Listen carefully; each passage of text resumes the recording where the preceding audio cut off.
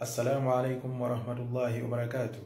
أعوذ بالله من الشيطان الرجيم. بسم الله الرحمن الرحيم. الحمد لله رب العالمين والصلاة والسلام على رسول الله محمد صلى الله عليه وسلم. Last time we stopped when these 6 people came to the Prophet sallallahu alaihi wasallam and they met him and they actually pledged allegiance with him. Today, inshallah, allow me to start with the marriage of the Prophet sallallahu alaihi wasallam. After the death of Khadija radiallahu anha, there was a woman who was called Khawla bint Hakim. She was the wife to Uthman, and she noticed that in the house of the Prophet sallallahu alaihi wasallam there was no female. So she went to the Prophet sallallahu alaihi wasallam. She told the Prophet, "O Rasulullah, why don't you get a wife to marry?" Because at this time the Prophet sallallahu alaihi wasallam didn't have a wife. When Khadija died, she was the only wife that the Prophet ﷺ had. So this woman, when she told the Prophet ﷺ asked her who he should marry. And then this woman, Khawla binti Hakim, she told the Prophet ﷺ, well, you can marry a virgin or a non-virgin. The choice is totally yours. And if you want a non-virgin, there is a very good woman who is called Sauda binti Zam'a radiallahu anha. And if you want a virgin, you will marry Aisha radiallahu anha. And Aisha was the daughter of Abu Bakr as-Siddiq. So the Prophet sallallahu alaihi wasallam told Khawla binti Hakim that, you know what, you talk to Sauda binti Zam'a radiallahu anha. So Khawla binti Hakim radiallahu anha, she went to Sauda binti Zam'a and she talked to her, and she told her that the Prophet sallallahu alaihi wasallam wanted to ask her hand in marriage. And this Sauda binti Zam'a was so excited and she was so happy, and she said that, you know what, you first talk to my father. And her dad was actually not a Muslim, but her dad also accepted, and he was like, let my daughter go where she will be happy, since the man is also believing in the same thing as she also believes.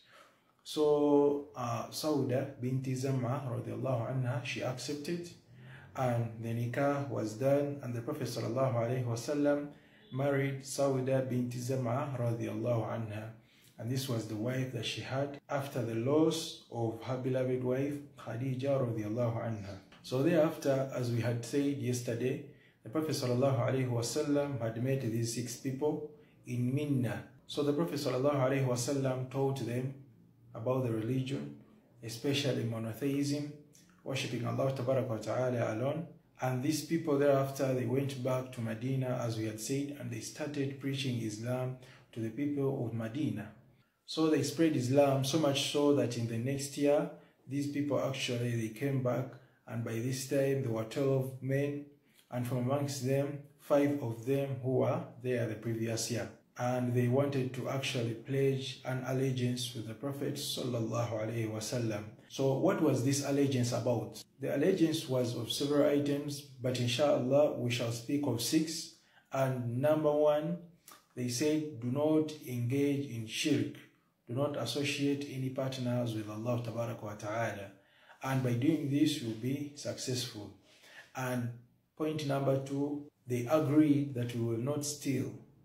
And point number 3, they agreed that we will not commit adultery. And point number 4, they agreed that they will never kill, especially killing their own daughters, as they were doing in Jahiliyyah. Point number 5, they agreed that they will not deceive nor cheat or lie. Point number 6, they agreed that they will not disobey in the instruction of the messenger. So this means that whenever the messenger, Muhammad sallallahu alaihi wasallam, used to tell them anything, they will do. This was the pledge. And the Prophet sallallahu alaihi wasallam concluded the allegiance by telling them that if you fulfill this pledge, then for you is paradise. And if you break it, then it is between you and Allah Ta'ala. It is up to Him whether He will punish you or whether He will forgive you. Look at how powerful this is. So the Prophet ﷺ didn't tell them that if you disobey in this pledge, you will actually be punished by Allah Ta'ala, but he actually gave them hope of Allah's mercy, that even if they went against it, there is still chance that Allah Ta'ala might forgive them. So let's all copy the Prophet ﷺ, the way he used to do his things.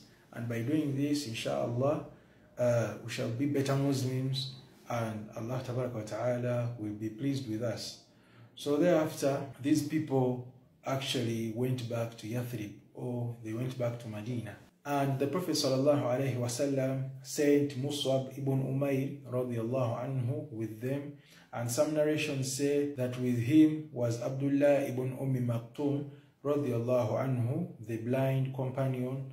And this blind companion, actually in the later stages, he was once a mu'adhin of the Prophet sallallahu alaihi wasallam. And thereafter, Islam started spreading in Medina at a very high speed. And in the next Hajj season, 73 men and 2 women came from Medina al-Munawwara to Mecca, and they wanted to actually make Hajj. But from this group of people were also the mushriks, who used to associate partners with Allah.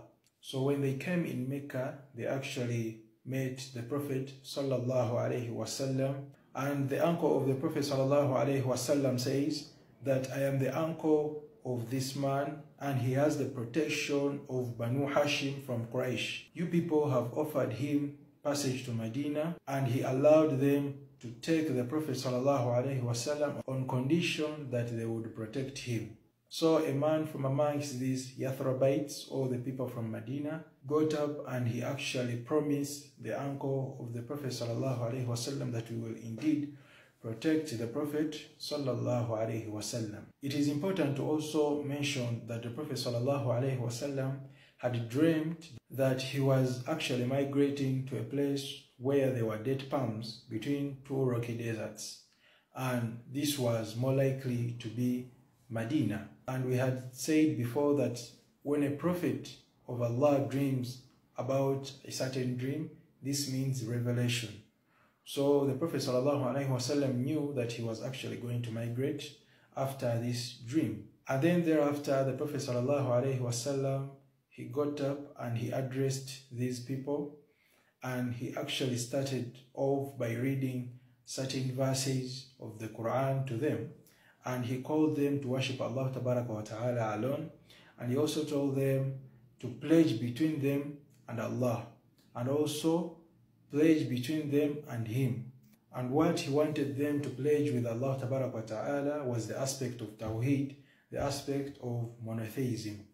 And also, he also pledged between them and him, sallallahu alaihi wasallam, and the pledge was protection. He told them, promise me that you will protect me like how you protect your own children and your women. So they vowed, and they actually promised to protect the Prophet sallallahu alaihi wasallam. So the Prophet sallallahu alaihi wasallam agreed to go to Medina, as we shall see.